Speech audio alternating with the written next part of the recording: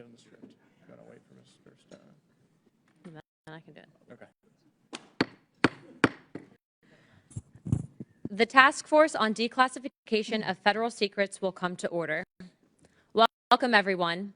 I request unanimous consent that Mr. Biggs of Arizona, Mr. Perry of Pennsylvania, Mr. Ogles of Tennessee, and Mr. Moskowitz of Florida are permitted to participate in this hearing for the purpose of questions.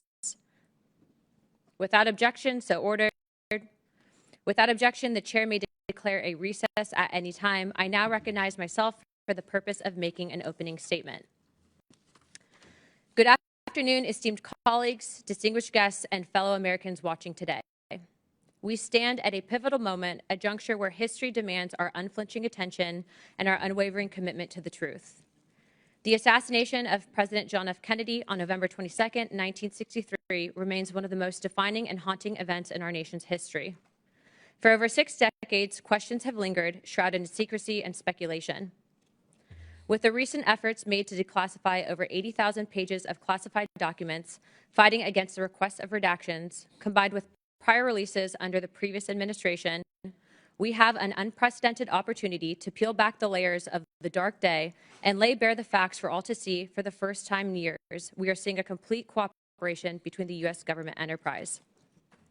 Today marks a historical day in our nation's history. After over 80,000 pages were declassified by this administration and previous documents declassified under previous admins were located at the National Archives, it is time to present the findings to the American people so that they can determine the truth for themselves. What has been alarming to me is the amount of stonewalling the federal government put forward to hide this information from the American people. The days of overclassification in the name of national security is coming to an end. The revelations emerging from these files are nothing short of staggering discoveries that challenge the long-held assumptions and raise profound questions about what we've been told happened on that day. Investigators poring over these pages have uncovered evidence that demands our scrutiny, evidence that suggests the official narrative may have been incomplete at best and at worst deliberately obscured.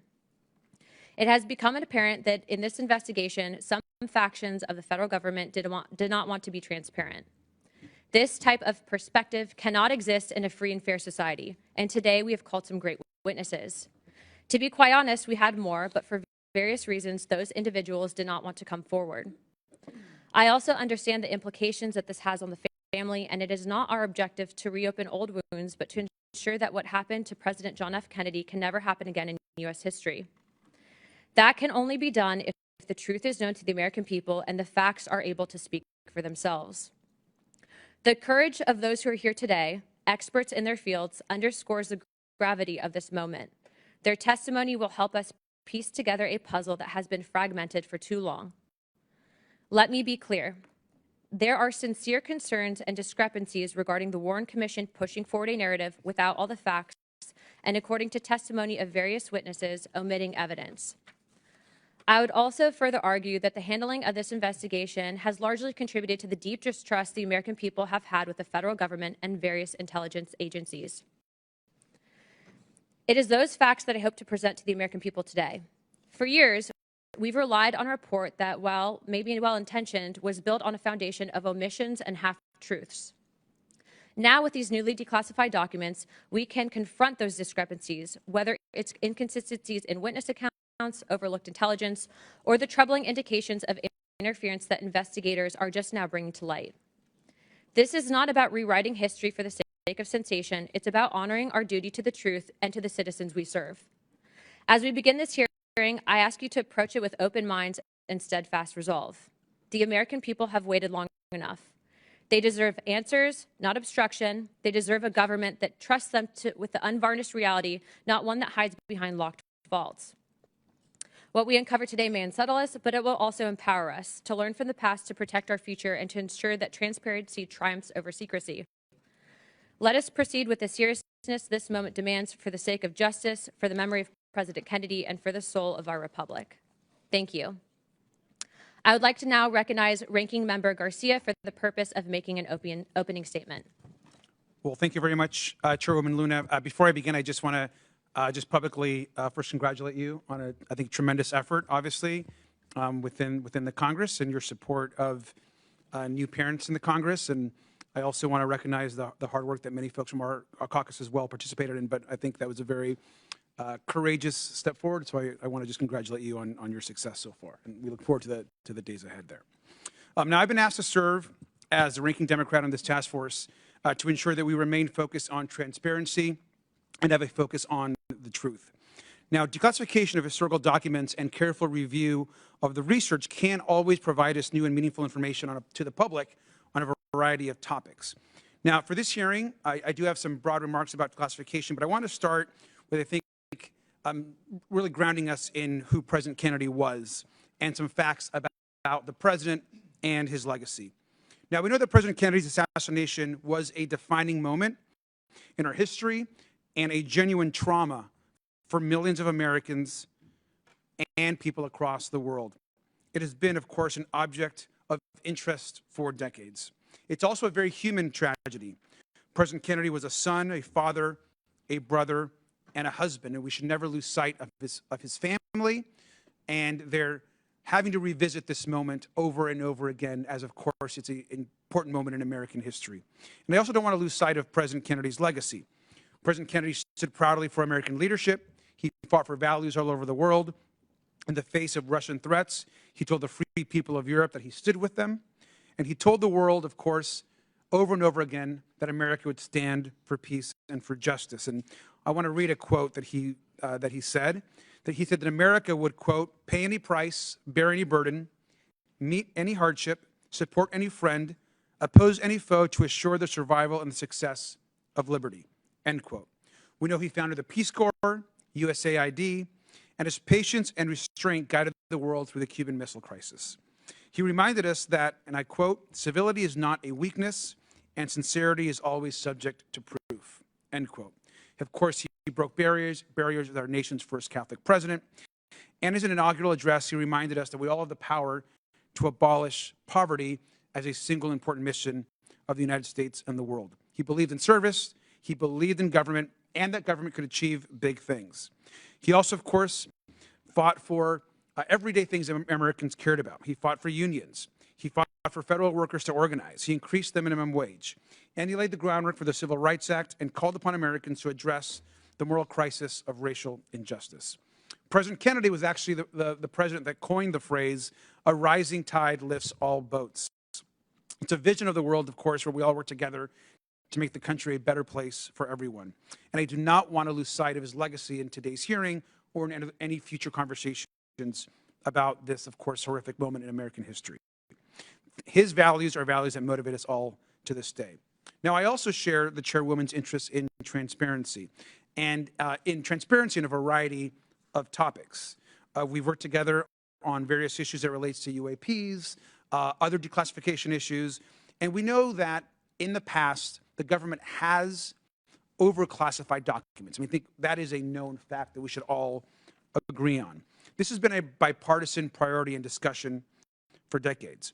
Now, in the past, we've had the House Select Committee, of course, the JFK Records Act, and releases of records, including the most recent, of course, tens of thousands of pages that were recently released. We know that today our federal agencies obviously have in the past obscured information and key facts from the public for too long. Overclassification at the expense of transparency is something we should all take seriously, but also note that it's incredibly serious and a delicate subject. Now, the CIA and the FBI, to be clear, particularly from this period of time in history, were deeply flawed institutions. To be clear again, the CIA and the FBI routinely overclassified documents in many instances, not just on the subject of President Kennedy and the assassination, but in multiple other subjects as well. And so I think it's important that we understand that, particularly during this period of time, there was an overclassification of documents on a variety of subjects. So it's of course responsible that we stick to facts, that we don't speculate, but certainly also allow new information to come into this hearing and for the public. It's important that we recognize that this process and safeguards do exist for a reason, and I hope our witnesses today will focus their testimony on information which is grounded in facts, in truth, and they can provide this task force with more information. I hope that we have an informative and respectful hearing, and I yield back. Thank you, Chairwoman. Thank you, Mr. Garcia. Thank you, Mr. Garcia. Our witnesses today are Mr. Oliver Stone. Mr. Stone is an Academy Award-winning director and has directed more than 20 feature films, including JFK in 1991. Mr. James DiEugenio. Mr. DiEugenio is a researcher and expert on the assassination of former President Kennedy. He's an accomplished author and has written numerous books regarding the assassination of President Kennedy. Mr. Jefferson Morley. Mr. Morley is a researcher and expert on the assassination of former President Kennedy. He is currently the editor of JFK Facts. And Mr. John Davison. Mr. Davison is senior counsel and director of litigation at the Electronic Privacy Information Center, where he works on a number of issues pertaining to data privacy and protection. Pursuant to Committee on Oversight and Government Reform Rule 9G, the witnesses will please stand and raise their right hand.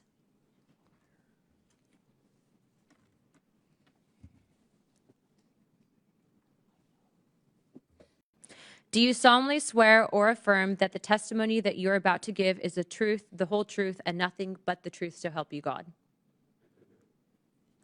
Thank you. Let the record show that the witness answered in the affirmative.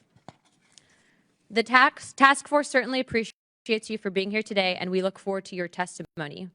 Let me remind the witnesses that we have read your written statements, and they will appear in full in the hearing record. Please limit your oral statements to 6 minutes. As a reminder, please press the button on the microphone in front of you so that it is on and the members can hear you. When you begin to speak, the light in front of you will turn green. After 5 minutes, light will turn yellow, and after 6 minutes, you'll get gavelled. I now recognize Mr. Morley to give an opening statement. Thank you to all the task force, the House Task Force on Declassification. It's an honor to testify before you. It's a solemn responsibility to report on the disturbing new revelations that have emerged from the newest JFK files. And it is a grave matter to assert that CIA officers were culpable or complicit in the death of a president. So I want fact checkers to have all the evidence that I'm used to support my testimony today. I speak with the benefit of 3 decades of reporting on the JFK story.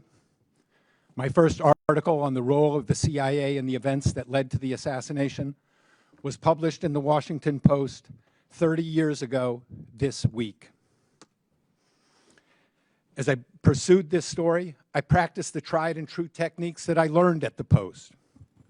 Knock on doors, get 2 sources, follow the money, start with the cover-up and proceed to the crime, and always ask the question, what did they know and when did they know it?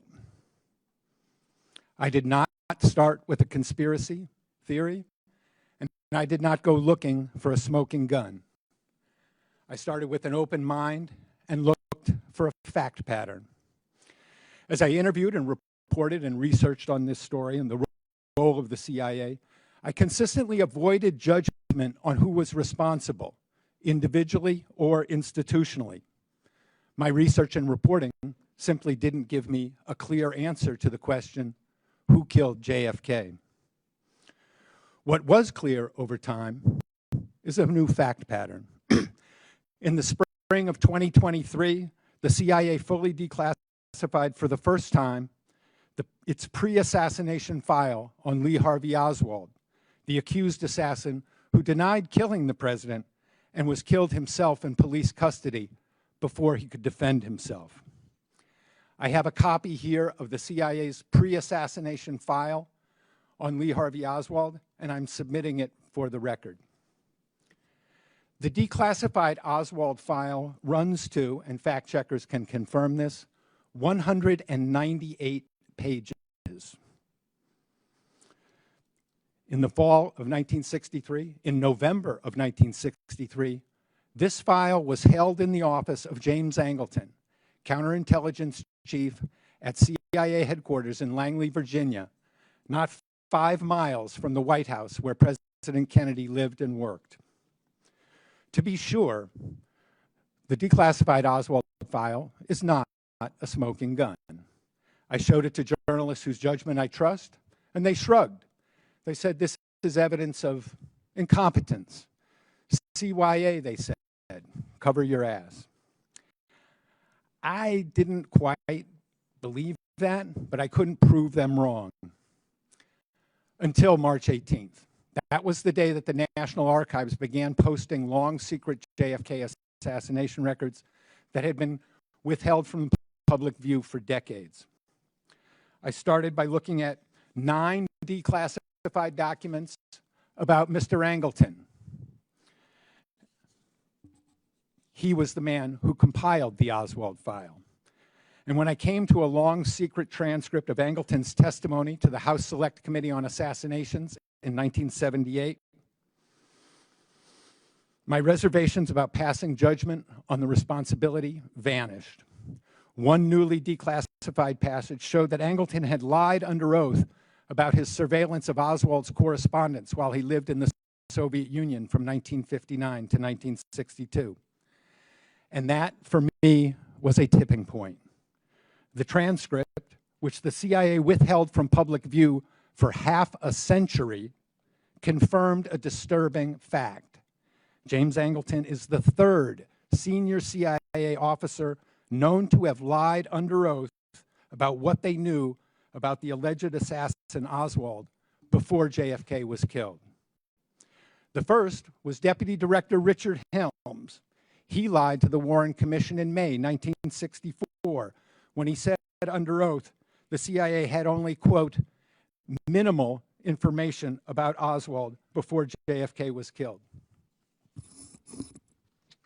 198 pages of information cannot be truthfully described as minimal. The second CIA officer who lied was George Joannides, chief of the Covert Action Branch of the Miami Station in 1963.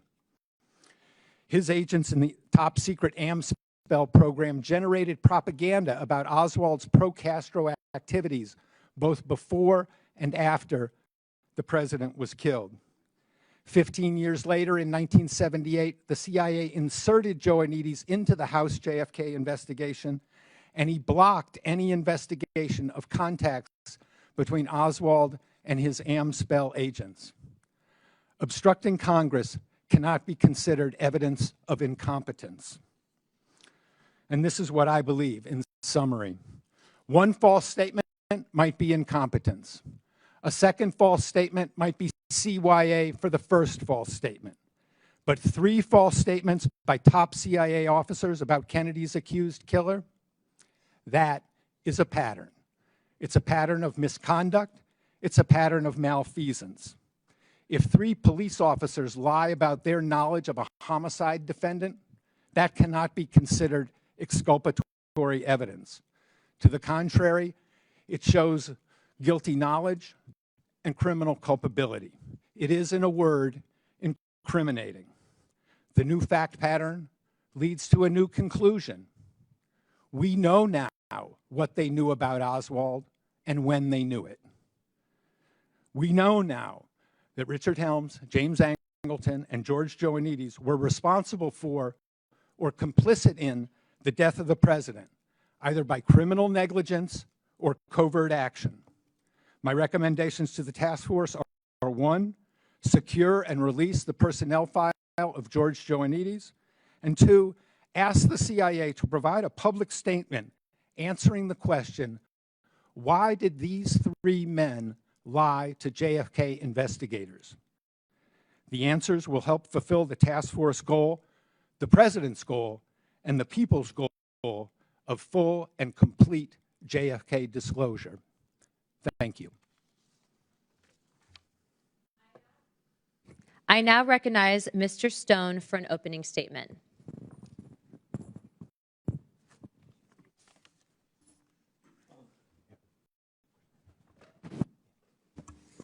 Thank you, Chairman Luna, Chairwoman.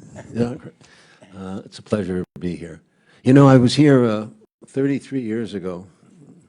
I was sat in one of these rooms in Washington, and I told the congressmen and women about this movie I just made, JFK. And half of them were wondering what all the fuss was about. It was just a movie. And the other half were passionate in responding to the cries of their constituents that demanded no more national security reasons preventing this from getting to clarity on our president's assassination. The Warren Commission of 1964, as it turned out, got us to second base with a lot of unknowns. And what was that? Obfuscations. And it all got crazier and crazier, sides taken on this and on that. And what happened that awful day?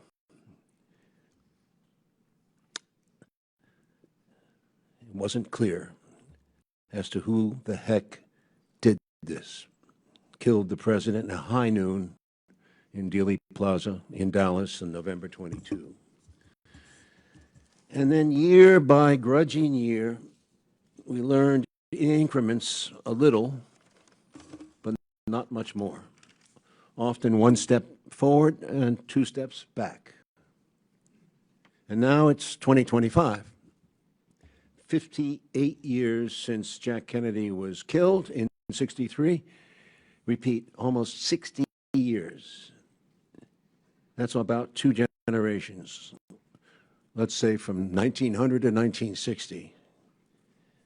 As a result of the 1992 hearings that resulted from my film, in which I participated, Congress passed the JFK Records Act, which firmly said all the records out unless you have a strong reason to protest our national security. All the reasons, all the records out, which is exactly what this case was, a national security matter. Our president was killed. What is more important than that? Well, the Assassination Records Review Board really tried for a few years till 1998 to get those records out. But they didn't get any cooperation, although mandated by law, from the Central Intelligence Agency, which operated and still operates as a taxpayer-funded intelligence agency that arrogantly considers itself outside our laws. They say things like, "We will get back to you on that," and they never do. Or they give me a day and I'll come up with a reason why this matter is a national security matter, et cetera, et cetera.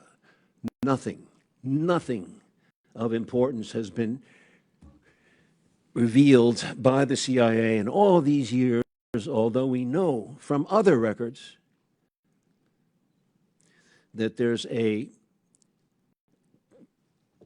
illegal criminal activities in every facet of our foreign policy in practically every country on earth. Just to begin, Cuba, Vietnam, Indonesia, Egypt, South America, the Middle East. We could write a whole separate history of our country from the viewpoint of the countries, yet we do not know and are not allowed to know anything about the CIA's true history of the United States, which is almost, I believe, the real story. There are many people, some in this room today, who do care and remember the details and the clues. There are real people alive with the integrity of a true detective, like that of the fictional detective Sherlock Holmes, willing year by year to track this cold case, to not so much prove it or debunk it, but essentially to know if this so-called democracy of ours has a foundation or a future, a meaning or a purpose for our country. to mean something more than its wealth or its military might. To the people here and all over the world who loved President John Kennedy, who know he really wanted peace in our time. And by that, he said clearly in one of his greatest speeches, not a Pax Americana enforced by American weapons of war, but a genuine peace. A peace he described so beautifully that we could all share in because we all live on this planet. We all breathe the same air. We all cherish our children's futures, and we are all mortal.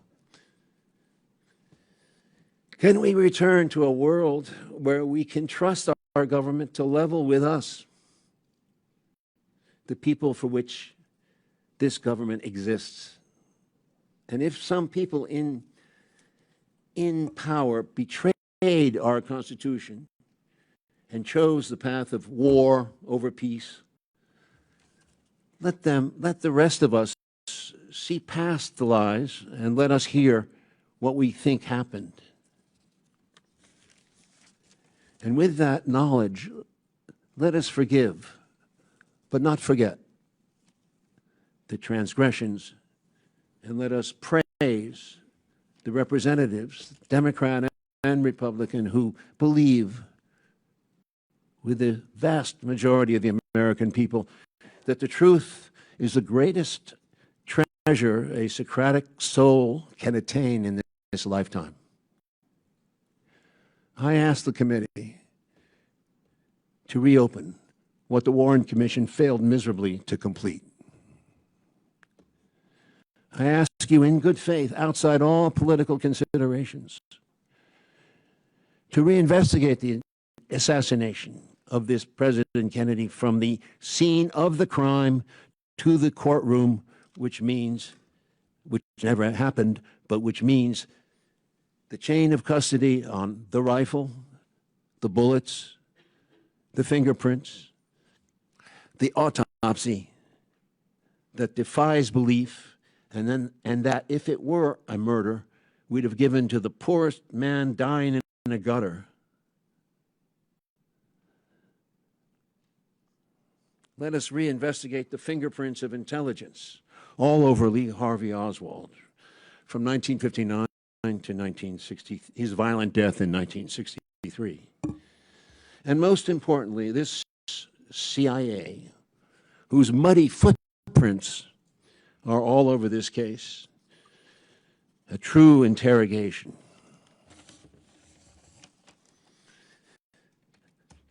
James Angleton, before he died,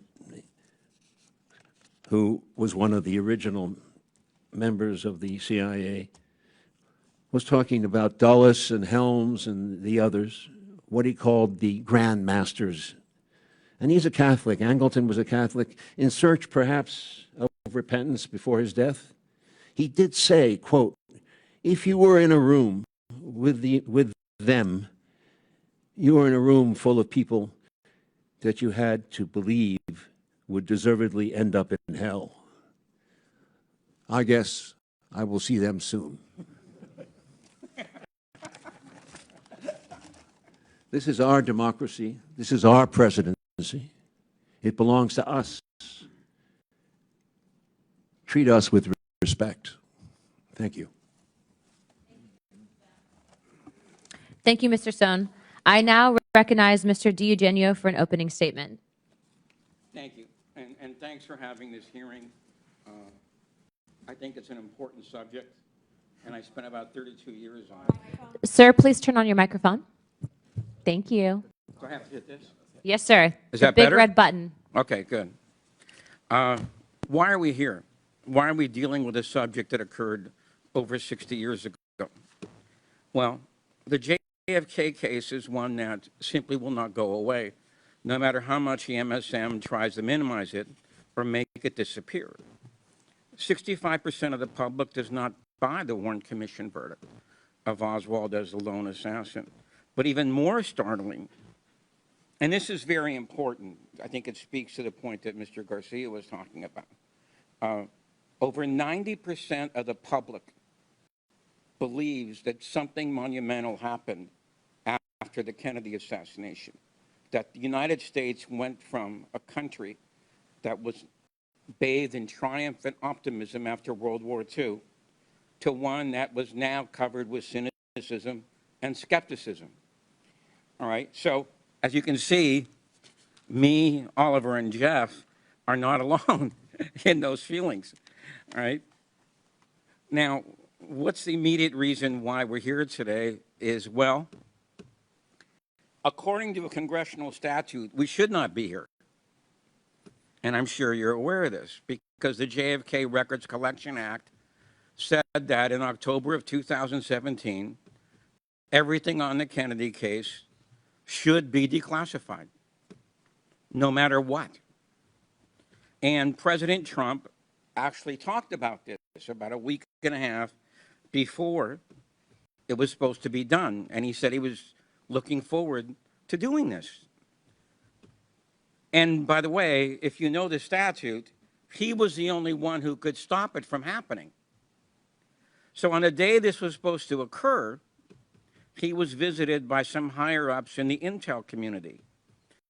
And under their, I believe, unwise advice, he reversed what he had said. He did declassify some documents, but not all. But before anybody jumps on me, I don't want to say that this is a partisan issue because President Biden was pretty much the same thing, all right? And some would say, like my friend Andrew Eiler here, that he might have been even worse on this subject. Now, during the last presidential campaign, candidate Trump was reminded of this reversal. It was not by the MSM, of course. It was by two independent broadcasters, Joe Rogan and Andrew Napolitano. And I think this was the impetus for him to sign the executive order, which he did. And to his credit, he added the much ignored King case and the RFK case. Now this committee has decided to back that executive order up, which I think is salutary. So hopefully we will now see the final documents on the JFK released over 60 years after his assassination, and hopefully the beginning of an excavation on the RFK and the MLK cases. It's a cliche, but it's true. Secrecy is the enemy of democracy. It's the enemy of the Republican form of government. And an misinformed or uninformed public cannot make good decisions. And a compliant press helps cushion the public from that fact. And this process leads to a loss of belief in both the government and the media. And you can examine every poll out there, okay, and they'll tell you that. When President Kennedy took office, 75% of the public believed in what the government was saying.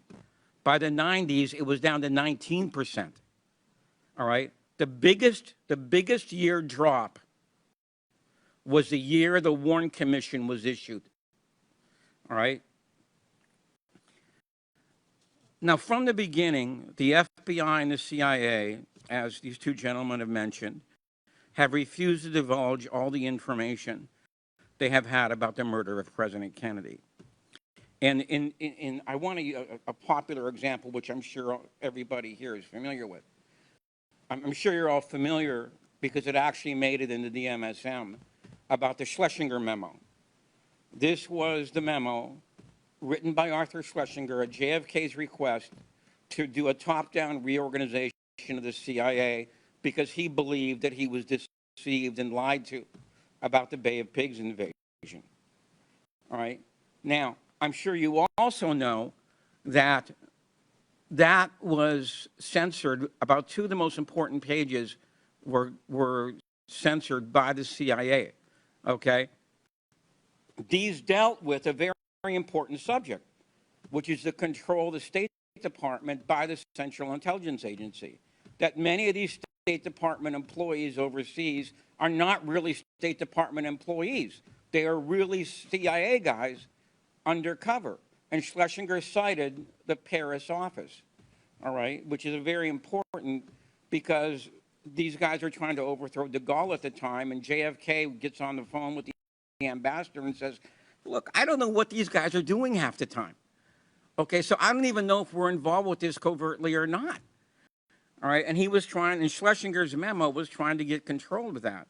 Now, my friend Andrew gave me, it's bad enough that the 2 pages were cut, but the CIA version of the Schlesinger memo, and you should all know this, the CIA version of the Schlesinger memo cut it by 60%, all right? And of the remaining pages, about 40% of those pages were totally redacted. And this is what I mean. How can you be an informed person when you don't even know this stuff? You know, when you have a first gatekeeper, in this case, the Central Intelligence Agency, keeping you from the wishes of what JFK and Arthur Schlesinger were trying to do. All right? All right. Now, any attorney, which I'm sure we have some here, and any investigator will tell you that you cannot conduct a full investigation unless you have the whole case file. Well, here we are in 2025 still looking for the end of that case file, you know, on the JFK case. Now, let me relate in closing 2 episodes from the last attempt of getting all these documents out there. This is which I'm sure you're familiar with, the ARB, the Assassination Records and Review Board, which my friend here said lasted from 1994 to 1998. When the board had its first meeting with the CIA, they flashed a memo on the wall, and they said, we're going to declassify this unless you have a humdinger of an excuse. All right? And the CIA liaison said, well, I don't have anything right now, but give me a couple of minutes and I'll think of something. This is what these guys have gotten away with. This is what they're used to. Now, when the FBI came in for their first meeting, the review board did the same thing. You know, unless you give us a great excuse, we're going to declassify this document. The CIA liaison came in the FBI liaison came in with a lawyer. The FBI liaison was so shocked, he turned to the lawyer and said, can they really do that? And the lawyer said, yes, they can. All right? So this is the kind of arrogance that you're going to be dealing with. All right? So I really hope that people will learn from the past, learn from these experiences. You got a difficult road ahead of yourselves, and I congratulate you on trying to change things. The FBI and the CIA should not have the last word on JFK's murder. You should. Thank you, sir. I'd like to now recognize Mr. Davison for an opening statement. Chairwoman Luna, Ranking Member Garcia, and members of the task force, thank you for the opportunity to testify today about the privacy, transparency, and accountability issues raised by the recent release of documents from the President Kennedy Assassination Records Collection. My name is John Davison, and I am the Director of Litigation and Senior Counsel at the Electronic Privacy Information Center, or EPIC. EPIC is an independent nonprofit research organization established in 1994 to protect privacy, freedom of expression, and democratic values in the information age. As this task force knows well, the assassination of President Kennedy was an event of surpassing historical and political significance, one that has engendered more than 60 years of investigation, analysis, and debate. Today's hearing highlights the critical role that open government laws, and in particular the JFK Records Act, have played in informing that discourse. As the Supreme Court has written, open government laws are one of the key mechanisms for holding the governors accountable to the governed. With that in mind, Congress has rightly established a robust array of public disclosure requirements for federal entities, including the Freedom of Information Act, the Federal Advisory Committee Act, and the JFK Records Act. Having spent decades to secure the transparency of government records, EPIC firmly supports the objectives of the JFK Records Act and the fulfillment of its disclosure mandate. But given that many federal records contain sensitive personal information, Congress has also made it clear that government transparency must be balanced with the protection of privacy. Disclosing personal information is inherently invasive and can expose individuals to a broad spectrum of secondary harms, including identity theft, fraud, reputational harm, psychological harm, stalking, harassment, doxing, and vigilantism. Accordingly, the FOIA, the FACA, and the JFK Records Act all establish that the disclosure of records is not required to the extent that such dissemination would constitute an unwarranted invasion of personal privacy. Together with the Privacy Act, these provisions ensure in principle that the federal government only disseminates personal information to the extent that the public interest in disclosure outweighs the privacy interest of the individual to whom the information pertains. To fulfill this dual mandate of transparency and privacy protection, federal agencies consistently conduct a detailed review of documents prior to release, redacting personal information or sometimes withholding records in full where disclosure would cause unwarranted privacy harm. For example, when processing FOIA requests, the National Archives is ordinarily careful to withhold records about a living individual that, if released, would cause a clearly unwarranted invasion of personal privacy. In the past, NARA has also conducted extensive reviews of documents subject to the JFK Records Act to identify and request the withholding of any social security numbers or financial information of living persons. By all appearances, these procedures and safeguards were completely bypassed in last month's hurried release of 60,000 pages from the JFK Records collection, which led to the public disclosure of social security numbers and other private information of more than 400 former congressional staffers and other former officials, some of them still living. This shocking violation of privacy has compounded a national trauma and distracted from Congress's stated goal of informing the public through the JFK Records Act. Security experts, as well as those directly harmed by the breach, have deemed it outrageous, sloppy, unprofessional, astonishing, foolish, incompetent, egregious, almost criminal, and a breach of a first-grade elementary level rule of security. NARA has reportedly begun to reach out to individuals affected by the breach, and the White House has promised free credit monitoring services and new social security numbers to those affected. But these steps are too little, too late. The bell can't be unrung. There are several lessons to draw from this episode. First, Congress has mandated that agencies take steps to prevent unwarranted invasions of privacy resulting from records disclosures for good reason. This incident illustrates why those procedures must be followed, even when logistically or politically inconvenient. Congress should explore updates to the FOIA, the Privacy Act, and other federal record statutes to ensure that such procedures are both readily enforceable and followed without exception. Second, while prompt disclosure of public records is essential, fire drills that make it impossible to ensure the redaction of sensitive personal information are a threat to privacy and to the public.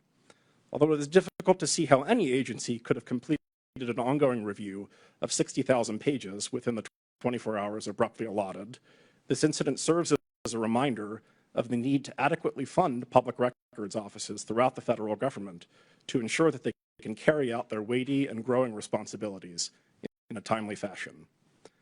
Third, this breach, while deeply serious, is a drop in the bucket compared to the wrongful disclosure of personal information now occurring within and between federal agencies.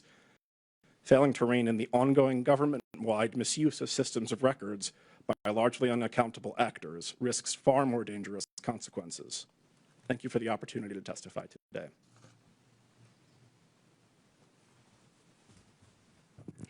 Thank you, sir. I now recognize myself for some questions. Mr. Morley, why do you say that the Oswald file was sitting on the desk of James Angleton a week before the assassination? Can you really prove that? Yes, I can. In the Oswald file, on page 254 and on page 275, you'll see a routing slip on 2 FBI reports about Oswald. And on November 15th, 1963, and November 14th, 1963, you'll see the initials JAR on the routing slip. That stands for Jane Atherton Roman. She was the liaison officer for Mr. Angleton. So when she signed for those 2 FBI reports, we have proof positive that they were on Mr. Angleton's desk. Are you saying that the 3 men, Angleton, Helms, and Joanides, plotted to kill the president? No, I am not saying that. I'm saying that they were engaged in covert activities related to Lee Harvey Oswald that have never been disclosed. And that's the imperative for the task force, to obtain those records of that secret operation. Real quick, I'd like to enter into the record a document that was actually one of these declassified documents of the CIA rejecting the lone gunman theory. Without objection, so ordered. Mr. Morley, who was George Ioannidis, and why do you emphasize the importance of getting this file? George Ioannidis was a career CIA officer. In 1963, he was chief of the Covert Action Branch of the Miami Station. His agents had contact with Oswald before the assassination. His agents in the top secret program, AMSPEL, generated propaganda about Oswald's pro-Castro activities both before and after the assassination. When Mr. Ioannidis was questioned by congressional investigators here on Capitol Hill in 1978, he was asked who was running these Cuban students who had all this contact with Oswald. The investigators had no idea that they were looking at the answer to their question. And Mr. Ioannidis, who had been running that Cuban student group, told congressional investigators, "I don't know. I'll get back to you." That was obstruction of Congress. That was an obstruction of an investigation of the president's assassination. His records have never been fully released by the Central Intelligence Agency, and they obviously should be. Mr. Morley, you actually had written an article specifically addressing a whistleblower that had reports at the CIA, potentially showing information that Oswald was in Mexico City. Can you speak more to that? I was approached a few years ago by a man who had worked inside the CIA, had a very high security clearance. And in 2018, he came to me and said he was concerned that there was a JFK assassination document that he had read while he was working at the CIA, and he was afraid that it would never become public. The man was taking considerable legal risk by talking to me. He was talking about classified or potentially classified information. So I published his story last year without his name, which is not something that I usually do. I don't like stories with anonymous sources, but I felt that it was important to get out, and he felt it was important too. I have spoken with him, and he says he is willing to become public and tell his name under his own story with assurances that he will not face legal retaliation. I hope that's something that can be arranged in the near future. Thank you. Mr. Stone, if you could for a moment, you had mentioned earlier about some anomalies in the autopsy. Would you be able to speak to that? I have about a minute and 19 left. One of the things that we did in our documentary, JFK Revisited in 2021, was show as much as we could about the autopsy, including the fact that there are 40 people still alive, as far as I know, who witnessed at Parkland and at Bethesda a large gaping wound in the back of President Kennedy's right head, indicating a shot from the front that blew out the rear of his, and they all point, if you look, there's a picture, they all point to the same place on camera, right here, in the back of his head. That's one very disturbing point. Additionally, there's a lot of inconsistencies in what was seen and done. The tracking of the bullet, the concept of a magic bullet, which deserves your re-examination. And I think Jim is more expert in this than I. If I can point to him, he's my researcher. Well, thank you. I'm sure that will be in the next line of questioning. I'd like to now recognize Mr. Garcia for 5 minutes. Thank you, Madam Chair. Thank you again to our witnesses for all of your testimony. Just want to run through a few questions that might bring some clarity on some of the opening statements. And I do want to just recognize also and restate the concerns that we should all have about overclassification over the last few decades, especially when it came to the CIA and the FBI. Mr. Morley, I know you didn't say this explicitly in your testimony. I just want to clarify. I think it's good for the record. Now, we know that your research, of course, is very focused on what the U.S. government knew about Lee Harvey Oswald. I think you made that also very clear. You believe Lee Harvey Oswald fired the shots who killed President Kennedy. Is that correct, sir? He was not solely responsible for the president's. The microphone. No, I don't believe that President Lee Harvey Oswald shot President Kennedy. I don't think the evidence supports that. You don't think the evidence supports that he fired the shots? He might have fired a gun. He was not the intellectual author of the president's death. Okay, and I wanted to clarify because I think the firing of the shots. I just wanted to clarify that you do believe that he fired the shots. No, I don't. Okay, That has not been determined by the evidence. Okay. Well, I want to just get you to clarify that. Now, I want to also just say a few points. You, Mr. Morley, you have said that the CIA was not forthcoming with Congress in past investigations. Correct, sir? Yes. Okay. I know you have said that you also you have said that CIA counterintelligence was also either new information or could have been responsible in some sort of broader plot. Is that correct, sir? Correct. Okay. But you have said, I think, just to correct what you said, you have said, though, that there is no direct evidence as of today that the CIA committed the assassination. Is that correct? I would say that the fact pattern that has emerged in last month shows culpability or complicity in the president's death. But no direct evidence. Is that correct, sir? We have very direct evidence of the CIA's surveillance of Oswald. No, I'm not asking about that. I agree with you, sir. I mean direct evidence that the CIA is connected to the assassination. All of these events connect the CIA to the assassination. I understand that, sir. I'm just telling you my interpretation of what's been presented is that I have not seen direct evidence. I'm not saying, by the way, that there haven't been, that the CIA or the FBI haven't been involved in a variety of covering up information in the past. We know that to be true. But I just want to make sure that I'm very clear that I have not seen direct evidence yet. Okay. Thank you. I want to just recognize again, the overclassification issue is an issue, and I appreciate that clarification. I also think it's important that we're very clear with the public that no one should be defending the CIA or the FBI, particularly from this period of time. I think they were involved in very questionable practices, not just on this issue, but on a variety of issues. So I understand that. I want to also just note that we should follow, of course, the facts wherever they go. Mr. Morley, in the run-up to this hearing, I know that there was some public reporting about this video that has been referenced. It's never before seen video of the shooting. That video itself is not a secret. I mean, JFK researchers have known about this video for a few years. Is that correct? For decades, yes. Okay.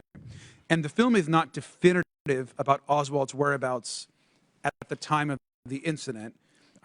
No, it is not. Okay, and it's not regarded as overly important by serious JFK researchers. Would you agree with that? Correct. Okay, and it has never been a factor in major analysis in the causes of JFK's assassination. Is that also correct? Not in mine and not in any of the researchers I work with. Okay, thank you. And I think it's important to clarify that because I think there's a lot of speculation and Yes. interest in the video, but I think we should be very clear about what the video actually is. Also, I know as it relates to the rollout of the JFK files, it also included a lot of, I think, personal information. And Mr. Davison, I just want to turn to you for a minute. One of my concerns, of course, has been that a lot of personal information was actually released and has actually caused harm to certain folks. Can you just kind of speak to some of the concerns about the way that was released? That would be helpful. Sure. So the National Archives was aware, as was the National Security Council from public reporting, that these records contained a substantial amount of personal information, including Social Security numbers, which are consistently redacted in public records requests and in prior disclosures under the JFK Records Act, and proceeded to complete this rollout with a sort of abrupt 24-hour deadline at the end without taking the steps that are ordinarily taken to redact that information and to ensure that privacy is protected. And as I indicated in my initial statement, there's a whole host of harms that can come from that. Obviously, it's deeply inconvenient for your Social Security number to be published. It is, the White House has said they will issue new Social Security numbers, but there's a lot of harm that can happen in the meantime. And updating that information for an individual is tremendously Thank you.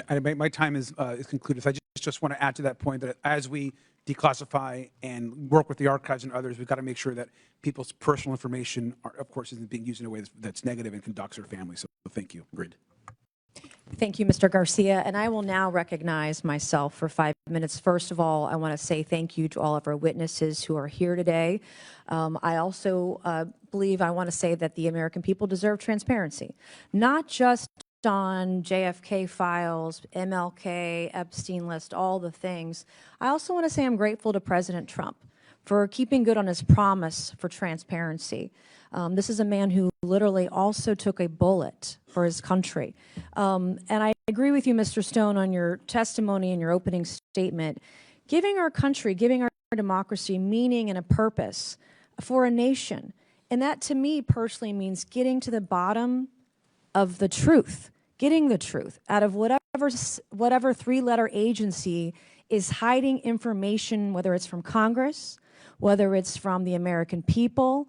But sunshine literally is the best medicine. And we've just seen over the last few years, regardless of your politics, but we saw 51 intelligence leaders sign a letter saying the Hunter Biden laptop was fake. Turns out that was a cover-up. We saw a presidential candidate and Donald Trump spied on by the political opposition. We saw Biden's health care, his health. The previous administration lied to the American people about the president's health. They called his falling down cheap fakes. We saw the origins of COVID covered up by a government.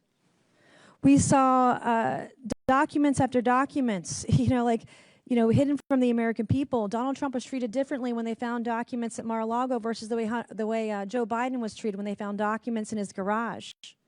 The government tried to cover it up, tried to cover from him. We were lied to about drones just in the last few months. And so when we talk about this, the deep state, not only was it around during JFK's assassination, but it's here today. It is right before our eyes. And they are doing this in real time with regards to the Epstein list, which the government still has not released today, and the American people deserve to know who rich and powerful is on that list and who the government is covering up for. So for decades, we've seen this happen, and I'll get to a few questions. Mr. Morley, I want to start with you first. You said, according to your testimony, in asking what did the CIA know and when did they know it, what do you think that is? What is the answer to that question? I just want to say, I want to preface my remarks by saying I'm a liberal Democrat, and I don't shy away from that. That's part of my reporting, and that's part of my reputation for straight shooting. What did the CIA know about Lee Harvey Oswald, and when did they know it? Mm-hmm. A whole lot. 198 pages worth of information were on the CIA's desk when President Kennedy left for Dallas. So that foundational fact should guide us in understanding what happened. So who do you think fired the shot? I don't know. You don't know, but you don't believe it was Lee Harvey Oswald? Oswald was not the intellectual author of Kennedy's death, even if he fired a gun that day. Who do you think was the intellectual author of Kennedy's death? Kennedy's enemies high in his own government is as specific as I can be based on the available evidence. Mm-hmm. Probably CIA and Pentagon. How long had the CIA been surveying Lee Harvey Oswald before the assassination attempt? 4 years. 4 years. And what are some of the highlights of the CIA's pre-assassination file on Lee Harvey Oswald? They started reading his mail on November 9th, 1959, and they intercepted a number of letters between him and his mother. Those letters were forwarded to James Angleton in the summer of 1962. In the summer of 1963, Oswald attempted to infiltrate the CIA's favorite Cubans in New Orleans. He was arrested. The FBI sent reports on Oswald's arrest to Angleton's staff. They knew that he had attempted to infiltrate a CIA-funded group, that he had been arrested. And then they learned that he had attempted to travel to Cuba, a violation of U.S. law at the time, and he had made contact with a KGB officer in Mexico City. Okay, Mr. Morley, did the CIA or FBI have intelligence prior to the assassination of President Kennedy that Lee Harvey Oswald intended to kill him? No. Did the FBI did not either? No. No one did. And then how do we, Mr. Davison, how do we make sure the government is more transparent with Congress? You have 20 seconds. Good luck. I think in general, the most important thing is to provide the resources to agencies to process public records requests or requests from Congress so that this information can actually be reviewed and disclosed in a timely fashion. Whether you are concerned about the truth of the statements that you raised at the top of your presentation, or if perhaps you want to understand more about the Trump administration's hateful campaign against trans individuals, either way, you would require more resources for public records disclosure and requests. Okay, and just for clarification, Mr. Morley, this is about as nonpartisan as this committee gets. So, good job. Thank you. I'll now recognize Congressman Christian Morphy for 5 minutes. Thank you, Madam Chair. President Kennedy's grandson, Jack Schlossberg, said conspiracies surrounding JFK's death have shifted focus away from the important lessons of his life and the critical issues of the moment. So I'd like to focus a little bit on some of those lessons and issues. Mr. DiEugenio, it's the start of baseball season. Go Cubs. So let's begin with JFK's 1960 letter to Jackie Robinson, in which JFK highlighted Robinson's role in the civil rights struggle. JFK said, quote, "I believe I understand and appreciate your role in continuing the struggle to fulfill America's promise of equal opportunity for all. Just last month, President Trump bizarrely ordered DOD to purge its website of all references to black history, black veterans, and even the reference to Jackie Robinson's own military service.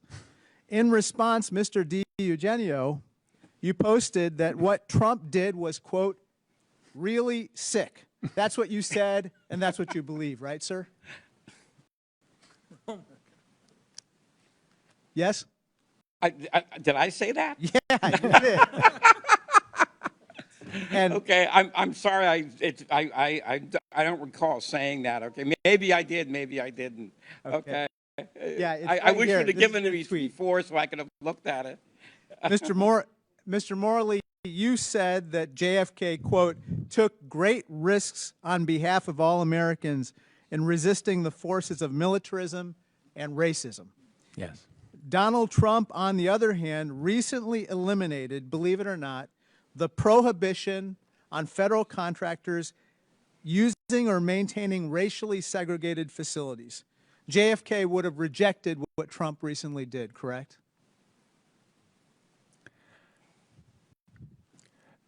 You know, I was invited here to talk about the JFK files, and I don't want to make a partisan political issue of it. Like I said, I'm a liberal Democrat, and if in general I had to choose between a conservative Republican like Donald Trump and a liberal Democrat like JFK, I would choose JFK.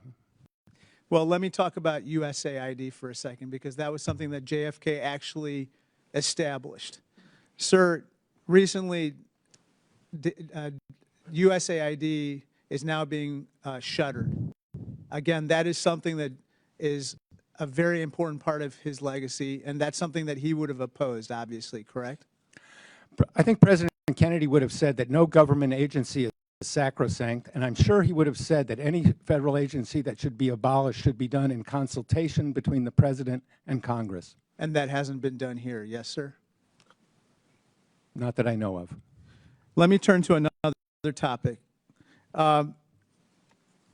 Mr. Stone, some of your films, such as Platoon and Born on the 4th of July, were inspired by your own military experiences in the Army when you deployed to Vietnam in the 60s, right? That's correct. We have this picture here of you in Vietnam. Thank you. I thank you deeply for your service. We actually found a picture of you in Vietnam, and you were awarded the Bronze Star for Valor, correct? That's correct. You've written that your Bronze Star was because of your actions during a, quote, mean little ambush, which had cost you a lieutenant, a sergeant, and even your scout dog, correct? I'm sorry, I didn't hear that. What was he saying?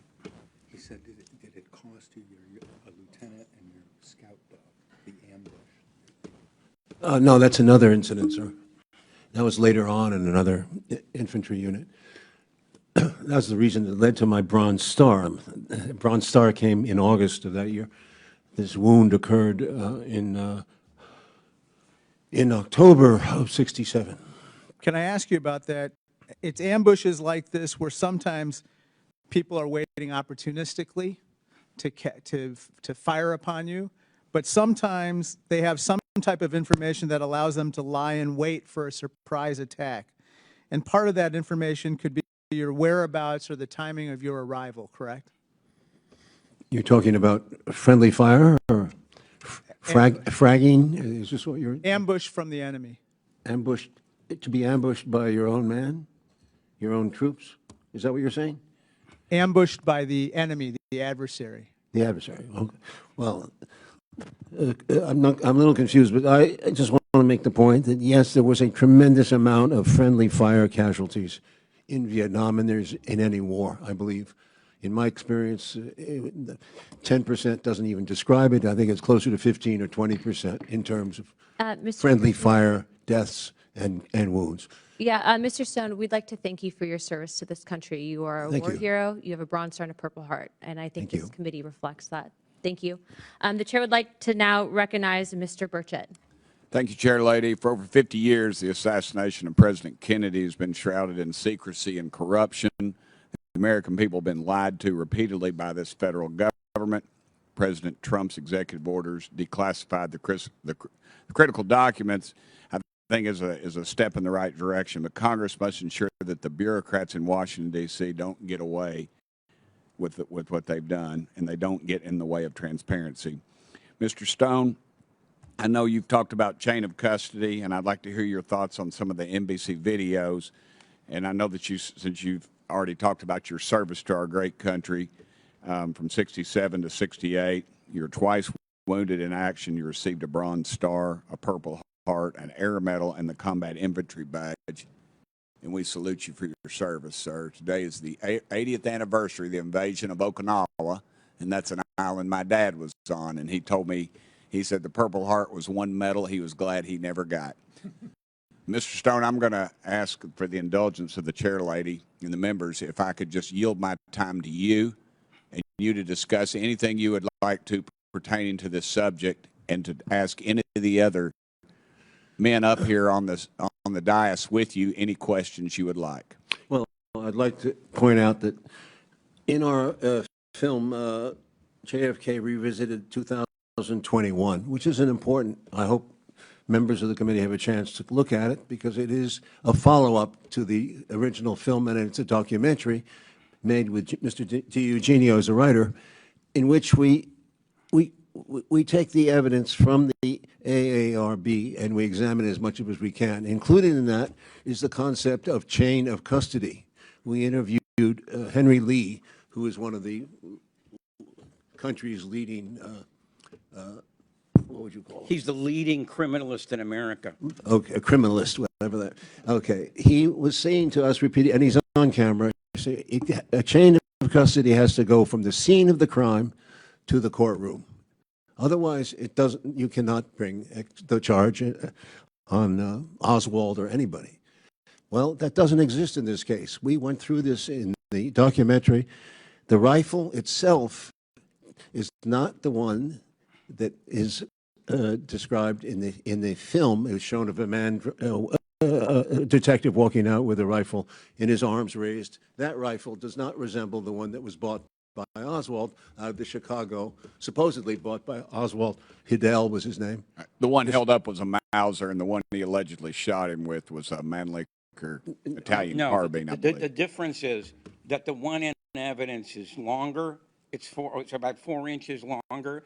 It has a sling to it, and it has a screw in the butt of the rifle, which I consulted with some rifle experts, and they said Oswald could not have done that by himself. All right. So those are the differences between the one that the Warren Commission says Oswald actually purchased versus the one that they put into evidence. No rifle and no bullets, I said. Now, the bullets is even more ridiculous. As you know, there's been a long amount of controversy about the CE-399, the magic, so-called magic bullet, which came out apparently undamaged after wounding seven or eight wounds. We don't have a chain of custody proving that those bullets were ever used. So those are not, they do not match the ones at the 6th floor that were pictured. And that's the bullet that was found on the gurney, correct? Beside one of the bodies. Yes, except we don't know which gurney it was found on. Okay? And then if you go to the chain of custody from, well, let me use this as an example.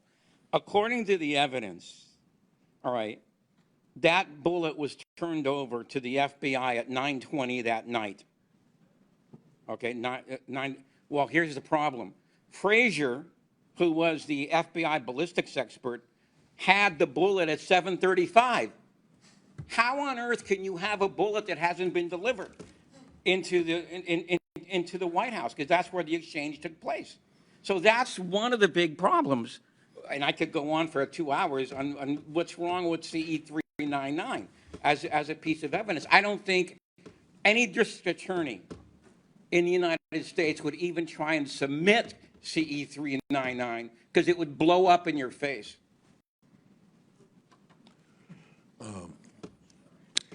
Concerning the medical that he mentioned, in the House Select Committee volume 7, page 37, you will see a quote saying that the witnesses at Bethesda did not see this blown out back of the skull, which the witnesses at Parkland Hospital saw, which is strongly indicative of a shot from the front. All right? Well, this is what happened. When the ARB declassified all the medical files from the House Select Committee on Assassinations, that turned out to be a lie. Because as many people at Bethesda saw this blown out back of the skull as saw it at Parkland. There's, I think, 21 and 21. So you have a grand total of 42 people. Can 42 people all be wrong? You know?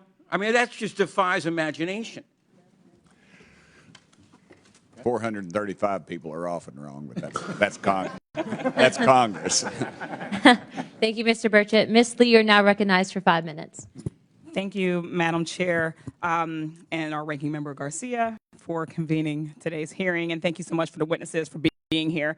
I don't want this task force to get drawn too far down the conspiracy theory rabbit hole when we convene these hearings, because the reality of the CIA's past action is troubling on its own. This dump of documents alone showed evidence of illegal surveillance, break-ins, overstepping of authority. We've even got specific instructions on how to wiretap, including how to use certain chemicals to create markings on phones to tip off spies. But we already knew this was happening. We knew that the CIA committed human rights abuses and illegally surveilled people, which is why the work declassifying these documents is so important. We've got to have transparency, right? So that we can learn to do better, so that we can hold agencies accountable. But being reckless with this sensitive information is also not the way to do it. Declassifying documents around the assassinations of President Kennedy and Martin Luther King Jr. is a serious matter, and we owe it to the American people to get it right. Unfortunately, the rollout of documents we've seen so far has been sloppy and rushed. The release didn't really give us a smoking gun, but it did produce a plenty of collateral damage. Trump's actions have jeopardized the safety and security of hundreds of former congressional and federal employees by releasing their social security numbers and personal information to the public. And for what? To score political points by rushing the release. Many of the people whose personal information has been exposed are rightfully afraid about their identities being stolen and about threats to their personal safety. And people identified in the documents are already being forced to get new social security numbers at a time when President Trump is literally dismantling the agency that administers them. Mr. Davison, President Trump ordered the declassification and release of tens of thousands of pages within 24 hours. Do you think that that was problematic? And if so, why? Thank you for the question. It was. Going back to January, there, of course, was the executive order requiring the disclosure of all the records in the collection. My understanding is that the process was playing out, that the archives was conducting the review it needed to determine what few bits of these records needed to be redacted to protect, among other things, the privacy of individuals whose information was contained therein. And then that process was short-circuited. And despite awareness at the National Security Council and the archives that the disclosure of these records would cause tangible privacy harm, the rollout was conducted without redactions all the same, leading to the situation where, hundreds of Social Security numbers have been disclosed, creating a quite scary and alarming situation for those whose numbers were implicated, who now have to rush to place freezes on their credit accounts, if they're issued new Social Security numbers, to update all of that information with all of their various accounts and creditors and so forth. So that it is a serious issue for the people affected, and it could have been avoided with just a little bit more due diligence of the sort that the archives normally exercises. Yeah, so is there a way that Trump could have protected that personal information? Is there a way that the president could have protected that information? Yeah, by going through the ordinary process of reviewing these documents and dictating that these particular Social Security numbers and other sensitive financial pieces of information would not be disclosed with the records. Certainly, thank you. Mr. Morley, as someone who's read through all of the documents, do you think that the documents could have been better organized so it was more accessible to more people? I want to say that the release of the Social Security numbers and other personal information was unprofessional, reckless, careless. I'm the vice president of the Mary Farrell Foundation, which sponsors the largest online archive of JFK, RFK, and MLK records. And I was authorized by the president to release this statement about the Social Security numbers. While the MFF is an advocate of full transparency and the JFK Records Act make no exception for such information, we are electing to redact all the Social Security numbers in these records, unlike seemingly mundane document details, which sometimes do add to the history of the case. Yeah. Social Security numbers add nothing of value and expose their holders to possible identity theft. Accordingly, when we put these particular documents online in the coming weeks, we will be adding our own redactions to them. We will not be redacting other information. Most other data is long. Certainly, Mr. Morley. Thank you so much for adding that. Yeah. I just want to be clear. An open and transparent federal government is essential for public trust, and declassification is a good thing. There is a way to do this. It is important that we are not sloppy, that we are not rushing things, that we are not doing things in just a haphazard way, as we've seen with so many things that DOJ and the administration has touched. What we want is for this information to be out. We want people to understand the past. Our agencies, the CIA, we need to do it right. With that, I yield back. Thank you very much. Without further ado, I'd like to recognize Ms. Boebert for 5 minutes. Thank you, Madam Chair. Thank you to our witnesses for being here today. Hopefully we can stay on topic for the rest of this hearing. We seem to be wrapping up pretty close here. Mr. Stone, you wrote a book accusing LBJ of being involved in the killing of President Kennedy. Did these most recent releases confirm or negate your initial charge? Being involved in the assassination of President Kennedy. No, I didn't. In the film, if you look closely, there's no such statements. No, I didn't. If you look closely at the film, there's no. It accuses the President Johnson of being part of complicit in a cover-up of the case, but not in the assassination itself, which I don't know. What do you think that he was complicit with? Yes, sir. I'll get to you. The cover-up. Well, how about, for starters, appointing Alan Dulles, the head of the CIA, who was fired by Kennedy, to the commission itself, to the Warren Commission, and he goes to almost every meeting, and he's pretty much in charge of the Warren Commission from the beginning. Alan Dulles. That's part of the evidence that points to President Johnson's either incompetence or involvement. Mr. Morley, I think you had something to add on that.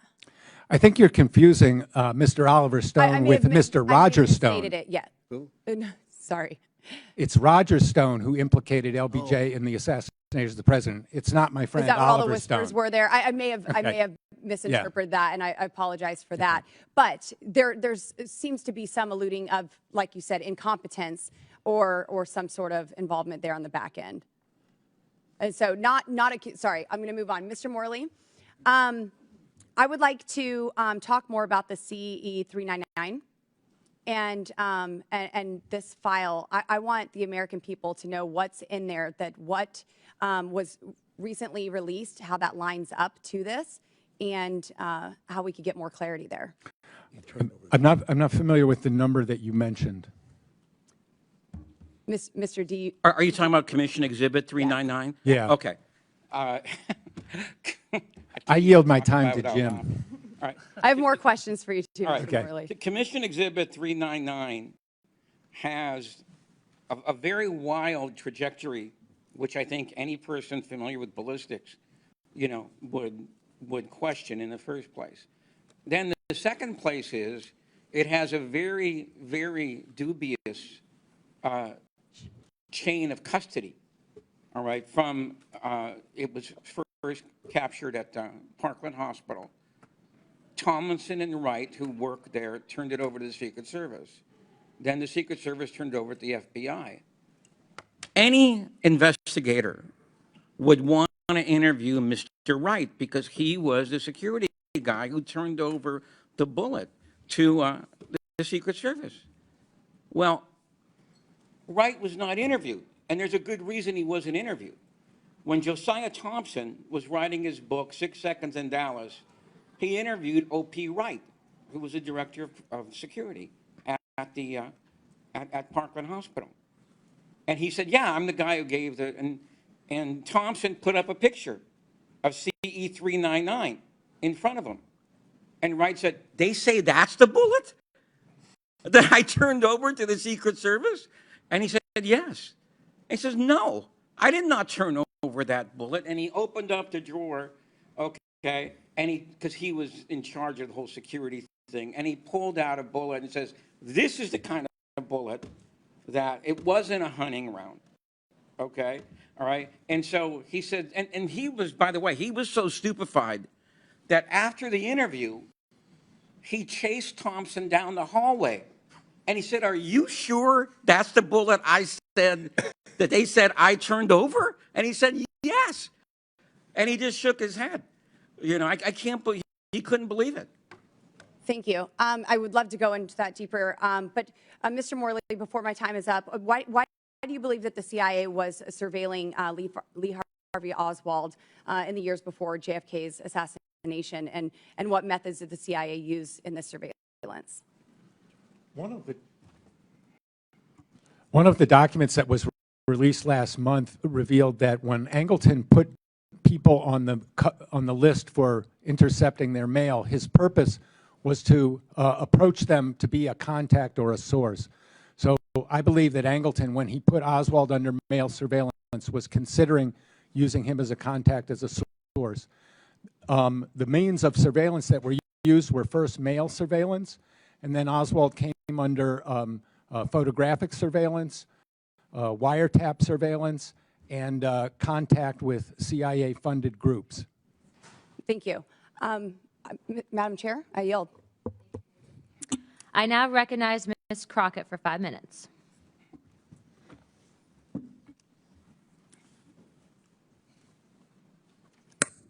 Thank you so much. There often isn't too much agreement when it comes specifically to Congress, let alone to this particular committee. And I will tell you that y'all have given me all the feels as someone who had an opportunity to practice law. So when you start talking about things such as chain of custody, these are the things that I used to challenge all the time as a defense attorney. And the reason that I had to make sure that I was here and specifically on today is because on November 22nd, 1963, Texas 30th Congressional District, the district that I represent, became the site of one of the most tragic events in American political history. After being struck by the bullets of an assassin, Lee Harvey Oswald, President Kennedy was rushed to Parkland Hospital, where hardworking physicians from the UT Southwestern Medical Center worked tirelessly to resuscitate him. During the 48 hours between the moment President Kennedy was shot to the moment when Oswald was pronounced dead, Texas 30th Congressional District became the temporary seat of the U.S. government, the temporary seat of the Texas government, the site of the 35th president's death, and the center of the world's attention.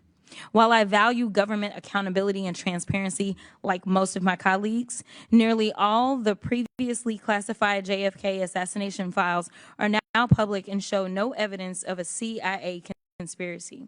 But what I find funny about this hearing is that the Republicans are here relitigating whether CIA agents lied 60 years ago, but aren't doing anything about the CIA director lying to Congress just 6 days ago.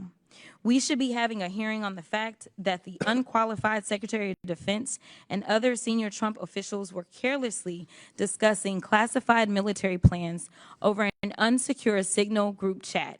And instead of providing oversight over the administration's handling of classified information, the Republicans have spent a week trying to convince the American people that the military plans were not classified. So instead of giving a platform to conspiracy theories, and let me be clear, there are holes. I don't want y'all to think that I don't think that there are holes. But when we're looking back, we need to look back so that we can look forward and hopefully do better. So that is why I am bringing us to present day.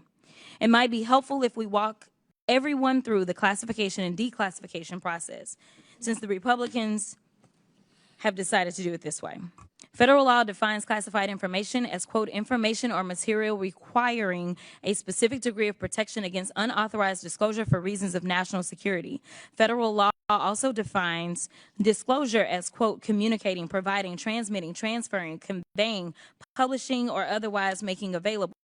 Congress has long enacted classified information laws that forbid the disclosure of classified information. Separately, Executive Order 13526 puts in place a uniform system for classifying and declassifying national security information. According to the executive order, classified information includes the following, quote, military plans, weapons, systems, or operations, intelligence activities, including covert actions, intelligence sources or methods, and foreign relations or foreign activities of the United States, including confidential sources.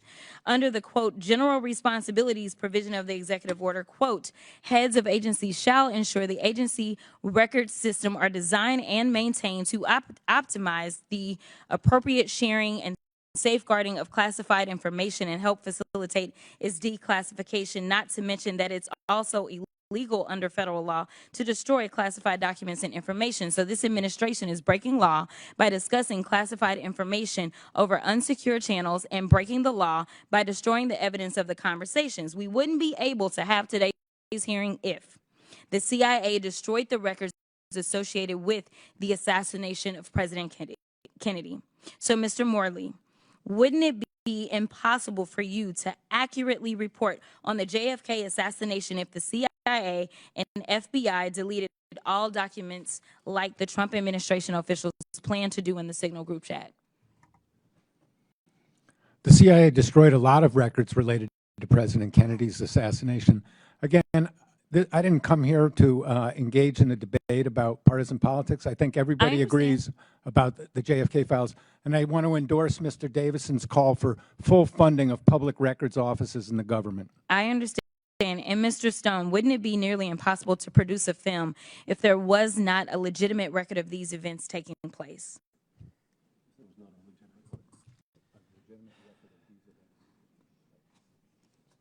Well, that's a very good question. Not really. Oh, I'm sorry. That's a very, very good question. Not really. I mean, the events unfolded as they did, and right away, from day one, people were pointing out inconsistencies way before there was an official record of this. Thank you. With that, I will yield.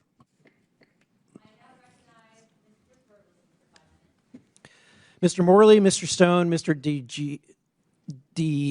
DiEugenio, I just want to say thank you for being here, taking time out of your day, and I want to apologize that not everyone on this hearing seems to want to use this time to its fullest extent.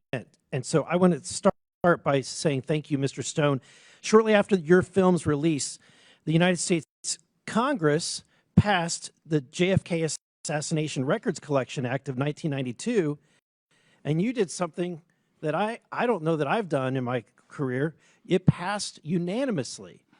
I want to give you an opportunity to talk about how it felt and the impact of having a movie that not only has spurred multiple hearings of Congress, but unanimously passed a bill through Congress. Sir, I was at the time, I was told that by many people who were involved, and they were very happy and thought that this was a great public duty. I didn't feel that way. I felt like I was being skewered the whole time in the media, and many people volunteered, important people volunteered negative impressions that were not based, I don't think, on reality. That the people didn't bother to see the film, for example, and were saying that he's got Lyndon Johnson and all that involved and blah, blah, blah, and he's got 55 people, different agencies involved. I mean, this is nonsense. Well, I just want to say on behalf of the American people, thank you for what you did, because because of your work, we now have documents like this one. Madam Chair, I'd like to enter into the record a CIA document that ends in number 10056. Without objection, so ordered. In this document, it describes that, it dispels the narrative that when Oswald visited Mexico City, that he only met with Sylvia Duran. In fact, in this document, he met with a KGB official. Remarkably, the individual by the name of Kostakov was actually a member of KGB and Department 13. Yeah. Because of your work, we now have this kind of evidence. He actually met with a member of the KGB who was part of the Wet Works, the assassination team. I also want to say thank you because of your work, we have another document that I want to enter into the record. This is ends in 10191. Without objection, so ordered. In this document, we have a testimony that an individual named Francisco Tamayo, otherwise known as the El Mexicano, accompanied Lee Harvey Oswald into Mexico City for his meetings in both the Cuban embassy and the Russian embassy. Mr. Stone, I'm shocked that this narrative is only really been something that we've seen only in the last few years. You would think that the Warren report would have reported the fact that Oswald had met with a KGB individual in the Department 13 of, basically the assassination division, and that he was accompanied by an individual known as El Mexicano, that later an FBI report indicated that this individual, El Mexicano, was captured in Venezuela for attempting to assassinate another individual. Mr. Morley, I want to ask you about Mr. Angleton. Who is Mr. Angleton? James Angleton was the chief of CIA counterintelligence from 1954 to 1974. In that period, he was one of the most influential men in the CIA, serving under four different directors. And what did he tell the Warren Commission in 1963 and 64? When the Warren Commission came asking Angleton for information about Oswald's visit to Mexico City, Angleton wrote a memo, or told his aides that he wanted to, and this is a quote, wait out the commission. He did not cooperate, and like like Richard Helms, they both basically fooled the Warren Commission and deceived them about what they knew about Oswald. And later, we now have, because of the work of Mr. Stone and others, we have Mr. Angleton's testimony that he gave to the Assassination Committee, the House Select Committee on Assassinations. What insights did we gain from that? This document was not fully declassified until March 18th, and in there we learned for the first time that Angleton had lied to the House Select Committee when he testified in October 1978 in an office building about 2 blocks from here. And that was never known before until March 18th that he had done that, and that is one of the most significant revelations to come out of this. People will say, oh, well, there's nothing new here. No, there's something new here. The New York Times, the Washington Post have never reported that 3 top CIA officials lied to the JFK investigators. Yeah, and the fact that we have 3 CIA officials that lied to Congress for decades, and that it took decades to get documents that should have been released that had very compelling information, and it took 60 years to get that information released, is appalling. And that's why I want to say thank you to all of your work in helping to get this information released. Thank you. I'd like to now recognize Mr. Crane for 5 minutes. Oh, sorry. Unanimous consent without objection so ordered. So I have some more documents I want to enter into the record. Here's from the National Archives, a NARA letter dated 2017 that the CIA withheld docs regardless of the JFK Act. Without objection so ordered. Another document from the archives that the Warren Commission did not have original classification authority. Without objection so ordered. And then another document from the archives that the FBI's reasoning for redactions dated 2017 in the NARA letter. Without objection so ordered. I'd like to now recognize Mr. Crane for 5 minutes. Thank you, Ms. Chairwoman. Thank you guys for coming out today. You guys have probably forgot more about the JFK assassination than I'll ever know, so I'm still going to ask you some questions, and I appreciate your, just how dogged you guys have been on this for decades. Mr. Morley, I want to start with you. What is the most interesting information you found in this newest release of documents on the assassination of President Kennedy? The 9 memos about James Angleton that were fully declassified on March 18th is the most important collection that I've seen so far. There is a lot of information that has come out. Jim mentioned the Arthur Schlesinger memo. That really sets the stage for the alienation between the Kennedy White House and the CIA that lasted for the rest of Kennedy's presidency. So I would say that the Angleton memos and the Schlesinger memo are the most important things I've seen so far. Thank you. Mr. Morley, do you believe that Oswald was recruited and being handled as a source for the CIA? I believe Oswald was an agent of influence who was manipulated by the CIA. Okay. And as I was going through some research, one of the things that I found interesting, and please correct me if I'm mistaken here, any of you guys on the panel, but Mr. Underhill, who was a CIA agent himself, who apparently left D.C. the days after the assassination in a hurry, Gary Underhill then confided in a friend that a clique within the CIA had assassinated Kennedy. He also told his friends that he may need to leave the country and that he feared for his life. Mr. Underhill was then found dead 6 months later. I'm going to start with you, Mr. Morley. Do you find those types of stories surrounding Mr. Underhill to be credible? Mr. Underhill was hardly alone in suspecting CIA involvement of the assassination. President Harry Truman suspected it, President Johnson suspected it, and President Richard Nixon suspected it. So I think that Gary Underhill was a man who worked in the intelligence community and was in a position to know something. His story's not confirmed, but it's consistent with what lots of other people thought. What was his title? Do you remember, Mr. Morley? He was not a CIA employee. He was an arms dealer who assisted CIA in acquiring weapons and shipping them. Do you know how he died, Mr. Morley? I don't know anything more than was reported in the documents. Mr. DiEugenio, do you know how he died? DiEugenio. Sorry about that. You're not the first one. Yeah. Do you know how he died, sir? Mr. Underhill.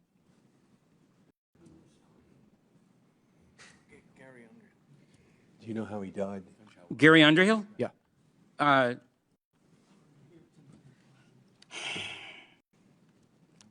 Gary Underhill his body was discovered by his friend Asher Burns who was a magazine writer at the time. And the door was open, ajar a little, and Burns entered the room, and he thought Underhill was sleeping. But as he approached the body, he saw that there was a hole, a bullet hole in his head, all right? Asher Burns was so disgusted by the investigation that came after that he didn't even want to talk about what had happened. But one of the things about the Underhill death is that for him to have taken his own life, the gun was in the wrong hand, okay? All right, so that was one of the most puzzling things, about that particular case. Underhill has been, I believe, very much ignored, by a lot of people. And I'm glad that this memo finally got out there. Thank you, sir. Mr. Morley, are you familiar with Michael Franchese, who is a capo for the Colombo family? I've appeared with him twice on the Piers Morgan show. That's all I know. Okay, thank you.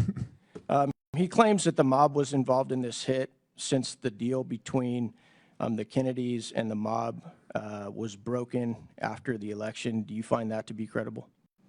I think Mr. Franzene's contention that the organized crime role in President Kennedy's assassination is very clear, and he said that it was common knowledge among the crime bosses who he dealt with that their role in the assassination was to eliminate the chief witness, Lee Harvey Oswald. Mr. Franzene said that both times when I was on Piers Morgan with him, and I believe him.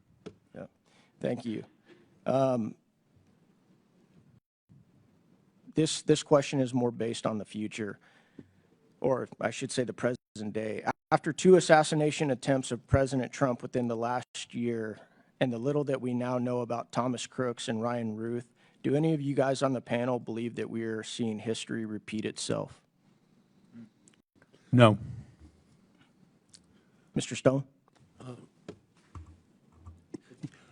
I expressed my own surprise that so little do we still know about Mr. Crooks and the other assassination attempt. So I would see similarities here. Thank you. I'm out of time. I yield back. Thank you very much. I'd like to now recognize Mr. Gill for 5 minutes. Thank you, Chairwoman Luna. According to Pew Research, trust in the federal government has plummeted from 74% in 1958 to 22% in 2025. That's a trajectory that is utterly unsustainable and in the long term incompatible with democratic self-governance. Unfortunately, a lot of that decline in trust is justified. The JFK assassination the JFK assassination happened over 60 years ago, and we still don't have all of the facts about what happened that day. Mr. Morley, thank you for being here, and thank you for all of your work that you've done on this. Do you believe that the CIA is in compliance with President Trump's executive order to declassify and release the JFK files? No. There are important records that have not been provided, like the personnel file of George Joannides. I should also note that as we go through these records, there are still redactions in some of these records. Not a huge amount, but we have not had full compliance either in producing all the records or in redacting or completely releasing all the records that were redacted. And for the record, how many of the JFK files has the CIA released since the executive order was issued?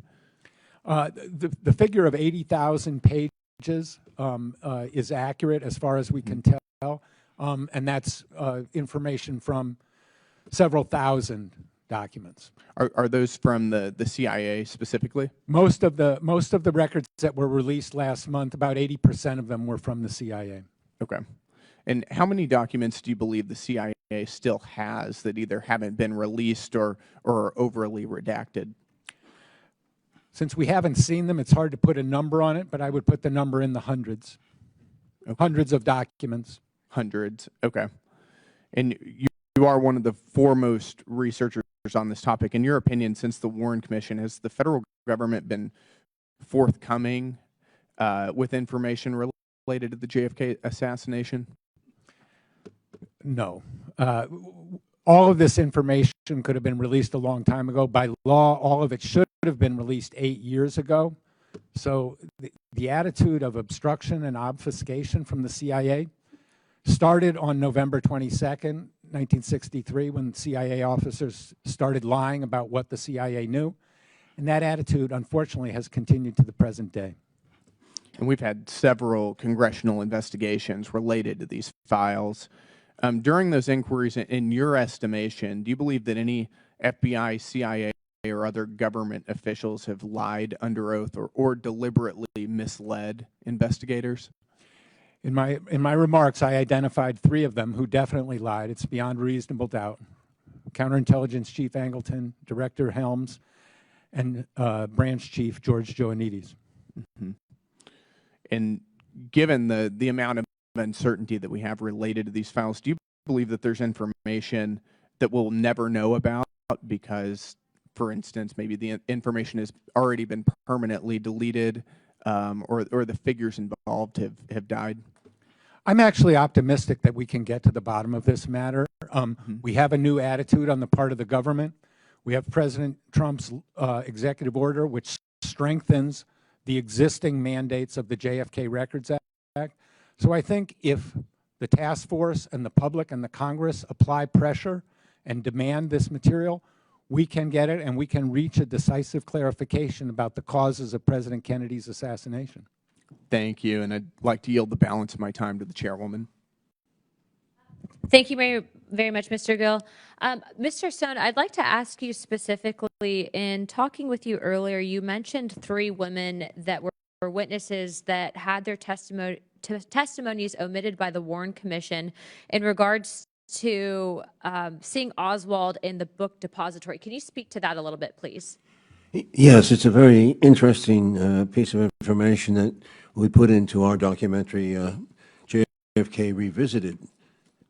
It came out of the AR. It came out of the ARB, or it came out from... I'm not sure if it did. Anyway. It came out in recent years. It came out in recent years around that time. Barry Ernst wrote about it and was interviewed in our film, in which he says that in addition to, there were 3 women on the 4th floor who, during the time of the assassination, they witnessed it from above, and immediately they were headed down to see what was going on at a closer angle. 2 of the women went downstairs quickly. The 3rd woman, Dorothy Garner, who was a supervisor, an older woman, watched them go down the stairs. They were down, all this happened within 30 seconds. Oswald was on the, if he was on the 6th floor, which I sincerely doubt, had to be a track star to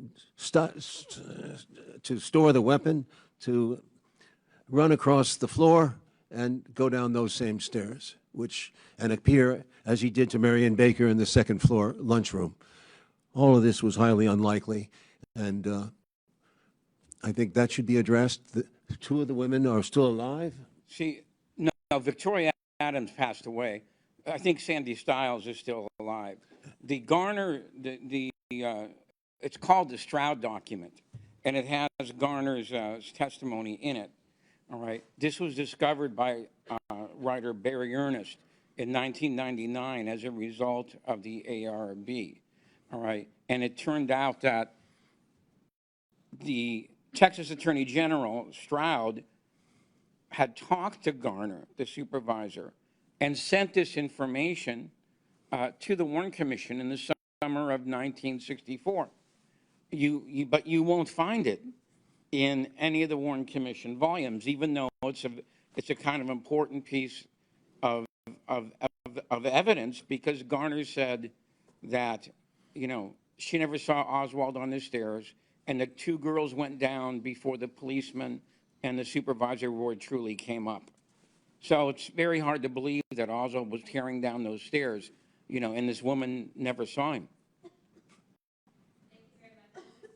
Mr. Oswald, Mr. Stone, sorry, lots of Oswalds today. Mr. Stone, one of my last questions for you before we wrap up this hearing. Would you recommend that the task force send a letter requesting NBC make a clear copy of the film? Certainly, that'd be very interesting. Mr. DiEugenio and I saw a film of a potential Oswald watching the motorcade go by, which means that he was downstairs at the time of the shooting, and that would be very interesting to see. We couldn't say for sure that was Oswald, but it's a man who looks like him. So I think it would be a very good idea for the task force to subpoena NBC, which has the original film. Yes, they supposedly have the original, yeah. They have the original film. They've refused it twice to be shown. Yes. And if this task force could easily get that, and the American public should have a right to judge for itself who was standing there. Well, first of all, I would like to thank our witnesses for being here today. There are those in our country who may ask why this task force seeks to pursue the truth underlying the facts surrounding the assassination of President John F. Kennedy in 1963. And the answer to that is the truth. Even the truth delayed and justice, even justice delayed, is always worth attaining. And the men and women who have sought answers regarding the assassination of the American President John F. Kennedy for all the world to see have been obstructed and hampered by our own government for over 60 years. This hearing is not meant to provide a definitive explanation of the Kennedy assassination. This hearing demonstrates, however, that the CIA and other components of the federal government have not been honest with the American people that they are meant to serve up until recent efforts. And the American people must hold these agencies accountable, and they can.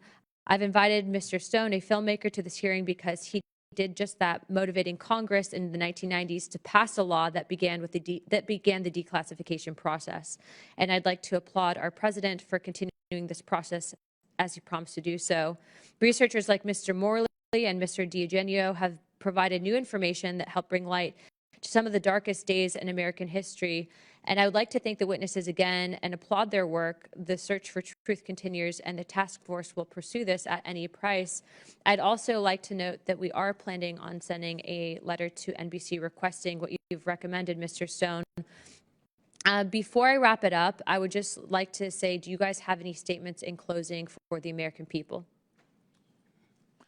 I would just like to thank you, Chairwoman Luna, for your aggressive, action-oriented approach to this issue. While we diverge politically, it's been a pleasure to work with you, and your leadership is important on this. Like I said before, I think we are making progress. Thank you. Mr. Stone or Mr. DiEugenio? Thank you, Chairwoman. I really admire what you're doing, and I wish you the best of success. Mr. DiEugenio? I think one of the things that the committee should do is talk to some of the people who were on the ARB, so you can understand just how difficult it was for them and why they couldn't complete their job. All right, I certainly hope that this committee does complete that job. And finally, 62 years later, we'll know everything the government did know about the. One thing that the gentleman down here asked about, see, very few people know there were 3 attempts on JFK's life in November. Okay? There was one in Chicago, there was one in Tampa, and then there was the successful one, in Dallas. The Chicago attempt so much resembles what happened in Dallas that if the Secret Service would have given all those records over, okay, then the Dallas one might have been prevented. At the one in Tampa, that one, there was just the opposite of Dallas. You had wall-to-wall Secret Service, FBI, et cetera. And Kennedy was so happy that he got away, that he stayed after at the Floridian Hotel and insisted on shaking hands with every single officer that was involved in that attempt. All right? So these are some of the records that are still out there. Thank you very much, Mr. DiEugenio. Mr. Davidson? I'll just thank you again for the opportunity to testify and to encourage the task force again to take all steps possible as this process moves forward to ensure the protection of the privacy of individuals who are named in these records and to ensure that federal public records offices have the resources they need to provide valuable public information to the public in a timely fashion. Absolutely. I know that, although I do not speak for this administration, that I know that everyone is well aware of the Social Securities and working to the best of their ability to ensure that those people are taken care of. So that is being looked into on our end. Without further ado, without objection, all members have 5 legislative days within this to submit materials and to submit additional witnesses or written questions for the witnesses, which will be forwarded to the witnesses for response. If there are no further business, without objection, the task force stands adjourned. Thank you.